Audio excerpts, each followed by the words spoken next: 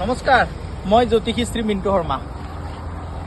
Actually মই গফুৰ গৈ আছোঁ। গফুৰ গৈ থাকাতে ভিডিঅ' এটা বনালোঁ। একচুৱেলি কাৰণটো আপোনাক কৈ দিছোঁ। চাওক, আজি মই গৈ থাকোঁতে মোৰ সন্মুখেদি এটা মেকুৰী, কলা মেকুৰী পাৰ হৈ গ'ল।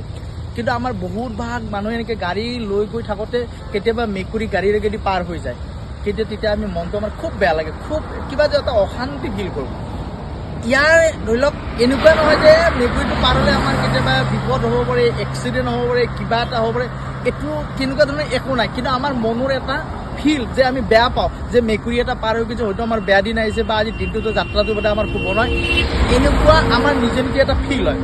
তাৰে কাৰণে আমি কি কৰিব লাগে জানে? প্ৰথমতে আপোনালোকে এনেকৈ দুয়োখন হাত এনেকৈ লগ লগাই তিনিবাৰ চুমা খাব আৰু জয় ভোলেনাথ বুলি ক'ব, জয় মা কালী বুলি ক'ব। কৈ আপোনাৰ অৱশ্যই গাড়ীত পানীৰ বটল থাকে, সেই পানীৰ বটল আপুনি আপোনাৰ গাড়ীৰ চাৰিওটা চকাত একচল পানী মাৰি দিব, দি কিনে আৰু জয় মা কালী বুলি কৈ আপোনালোকে পুনৰ গাড়ীখনত বহি আপোনালোকে গন্তব্যস্থানলৈ যাত্ৰা আৰম্ভ কৰিব।